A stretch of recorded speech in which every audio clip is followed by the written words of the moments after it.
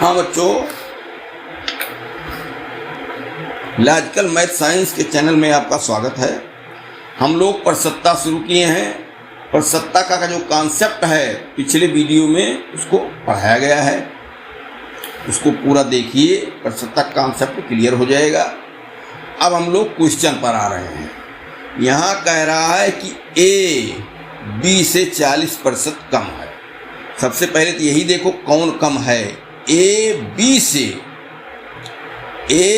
से 40% कम है। कौन है? ए कम है बी से 40%। अगर बी को 100 ले लें तो ए कितना हो जाए? 40% कम है, तो ये 100 पर 40 कम है अर्थात 60 है। तो बी ए से कितना प्रतिशत अधिक है? भाई बी जो है, ए जो है वो बी से 40% कम है। एक कम है एक ज़्यादा है, तो एक कम है उसको बता रहे हैं और जो ज़्यादा है उसको कह रहे हैं परसेंट बताओ कितना ज़्यादा है। ए कम है और बी ज़्यादा है। ए तो 40% कम है, लेकिन बी ए से कितने प्रतिशत अधिक है ये बताना है। सवाल का विश्लेषण इसमें बहुत ज़रूरी है, बाकी सवाल में कुछ नहीं होता है। इसमें B से A 40% कम है तो B वाला ले लिया जाए 100। अब कहोगे क्यों 100? अरे प्रतिशत में 100 लेने से वो सीधा 60 हो जाता है। प्रतिशत 100 पर बातें की जा रही है तो 100 पर मान के हम चलें। तो माना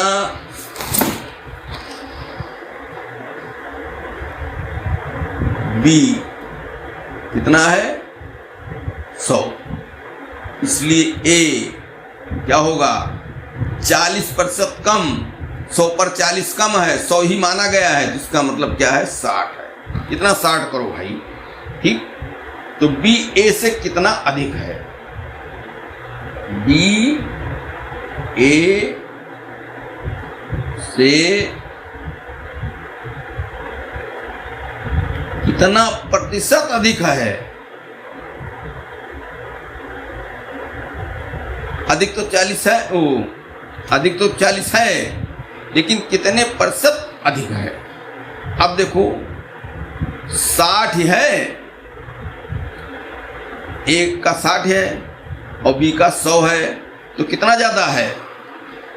बी अधिक है 40। अरे भाई प्रतिशत ना कहा जाए, सीधे कहा जाए तो B 40 अधिक है ना। और क्या है? A से B अधिक है 40 A से। A 60 है, अब प्रतिशत में बताना है तो 60 पर 40 अधिक है तो 100 पर कितना अधिक होगा? यही प्रतिशत कॉन्सेप्ट है। भाई 40 अधिक है 60 पर। 60 मूल राशि, प्रारंभिक राशि, ठीक। तो अब क्या होगा? 60 पर 40 है, इसलिए 1 पर, इसलिए 100 पर। तो अब यहां एक सूत्र और है, अनुलोम विलोम वाला, उसको भी लगा सकते हो, नहीं तो ऐकिक नियम से लगा सकते हो। चलो ठीक है, ऐकिक नियम ही चलो। तो इसलिए क्या हुआ? 40 गुणे 100 बटे 60, ठीक। अरे भाई 40 अधिक है 60 पर, 1 पर कितना होगा? 60 से भाग दे देंगे। अब प्रतिशत में बताना है तो 100 पर कितना होगा? 100 से गुणा कर देंगे। तो ये 0 कट गया, 0 कट गया, 2 दूनाई 4, 2 तिहाई 6। क्या हुआ? 200 बटे 3। और इसका सरलीकरण करेंगे, 3 छक 18, फिर 2 आया, 3 छक 18, 2 आया दशमलव लगा के 0, 6, 2 बचा है, 3 छक 18, 3 छक 18। इस तरीके से 66.66%। ये इसका मतलब क्या? बी अधिक है 40 ए से, और प्रतिशत में जब देखा गया 66 0.66%। ठीक, अब इसमें अगला सवाल देखा जाए। यू एक व्यक्ति है, ये है 450 और बी दूसरा व्यक्ति है 585। तो बी यू से कितना प्रतिशत अधिक है? अरे बी ज्यादा तो है ही है, बी 585 है, यू 450 है, तो बी ज्यादा तो है ही है, लेकिन यू से कितने प्रतिशत अधिक है? एकदम यही सवाल है वो बहु भाई। पहले ज्यादा पता कर लो कितना है, प्रतिशत में नहीं दिया है तो अधिक कितना यही पता कर लिया जाए। तो बी अधिक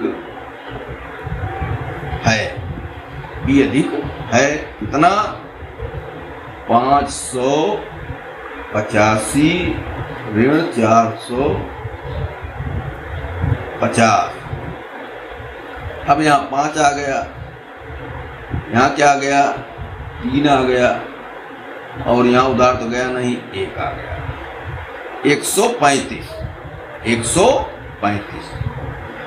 अब यहाँ फिर दिमाग लगाओ कि हमको प्रतिशत में बताना है कि 135 जब अधिक है तो यू कितना है? 450, और प्रतिशत में बताना है तो जब यू 100 हो तब कितना होगा?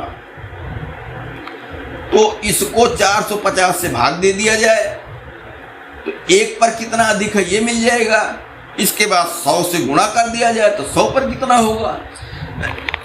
अरे भाई जब 1 है तो गुणा करके 100 पर ही जा सकते हो। तो इसलिए अब 60 में इसे लिख देंगे 135 गुणे 100 बटे 450। इसमें भाई ऑप्शन डी सही था। अब देखो क्या अंतर हुआ। इसमें एक का 60 बना था, 60 से भाग दिए। इसमें यू का 450 है, बनाना नहीं था, क्लियर कर दिया है। तो जो है 450 से भाग दे देंगे। 1 शून्य इसका, 1 शून्य इसका, 5 दूनी 10, 5 नवा 45, और ये 9 से कटेगा शायद, 15 नवैया 9 के 9, 9 1 के 9, 9 4 13, 9 5 45। तो ये हो गया 15 दूनी 30%। इसका मतलब बी 30% अधिक है। इन दोनों सवालों में अंतर जान लो। यहां प्रतिशत में ही मामला दे दिया था तो बी वाला ज्यादा था, बी वाला हम 100 मान लिए, और 40% कम ए है तो हमने क्या 40% कम 100 पर 40 कम है तो बचा कितना? 60।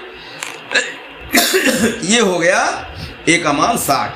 अब यहां से जो ये क्लियर किया गया, यहां से सवाल शुरू होता है। इसमें कहने मतलब कुछ ज्यादा काम था, इसमें काम कम है। अब दोनों का अंतर निकाल लिया गया 100, वही घटा के यहाँ अंतर निकाला गया 135, और अधिक है तो जो अंतर है गुणे 100 बटे 60, तो यहाँ अंतर गुणे 100 बटे 450 जो इसका था। दोनों सवाल एक टाइप के हैं अगर मिलाया जाए तो।